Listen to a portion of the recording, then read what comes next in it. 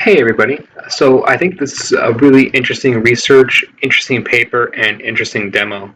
So it is called Conan, Active Reasoning in an Open World Environment. And then the first thing that I want to know is that this is a AI research release from China. And then I keep, as someone that keeps up on the research and in this area, I noticed personally a distinction between the US based research and like China, for example, their research that comes out. And specifically in this area of active reasoning and reinforcement learning and open world environments, China has been ahead in this game, very specifically because they've been more willing to essentially accept this as a question and accept like the solvency of this, like accept that you can utilize open world environments to increase active reasoning within models. So breaking this down to like essentially like really layman terms, uh, what this means is essentially utilizing video games to be able to give a model an active reasoning and ability to learn rather than actually using data. So using like its environment and like its sources and its ability to learn from its environment rather than just saying here's all of the data, right? Like here's a book, learn from it. It's saying here's a playground, go play in it, and then go learn from what you learn from the playground.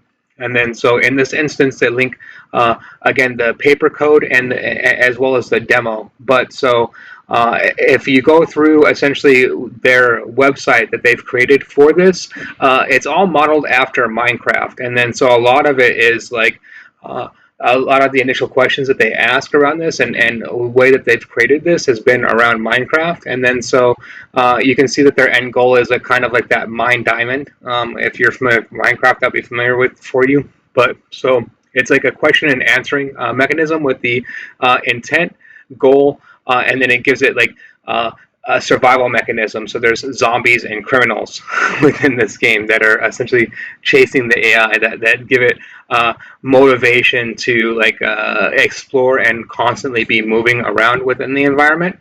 And then essentially it creates a playground, and then the playground has interconnected objects. And then so as the AI model explores and then it comes across different objects, the different objects work together in different ways and create different decision trees and different paths. And then so that creates different achievements is kind of how they measure it. And then also too within this, like the big thing is like how Conan moves around or how the AI moves around in this instance is that it's able to question itself and question its environment, like ask questions about the environment and kind of the whole goal is to get it to utilize abstract reasoning as it goes through, and then it learns these things. And then if you read through the whole entire paper, that's the whole entire point of this learning mechanism is that it utilizes a multimodal model, so a vision like vision language model, and then which can both see the environment and then textualize and communicate what it sees within the environment, and then break that down. And then it also they break it down into different roles within that. So you have your reasoner and your explorer and your detective, and then each one has is kind of measured and then combined to go through the game. And then if you notice on the homepage too, beyond the simple code and the paper, they also link a demo that you can utilize, and then kind of that they illustrate through demo purposes exactly how the detective agent is working in this particular instance, and then how like the zombies and all of that interact with like kind of the AI agent that goes through and learns within this instance. To me, there's huge ramifications and implications within all of this overall. Like the big thing is as stated at the beginning of this, with this type of learning, like reinforcement learning, kind of like video game type learning, you don't the model doesn't require data. It's the big thing, right? Like, and that's the big uh, bottleneck that a lot of people have, and they think like, oh, AI is going to get stuck because of the data issue. But I think not, because of the video games, and video games will be able to essentially overcome any sort of data issues that you have, because you can simulate an environment. And then, as we know, a picture is worth 1,000 words, and then so a moving picture is worth 1,000,000 words. And then, so every single time that you just drop the AI into an environment and let it do its thing in there, that's a book.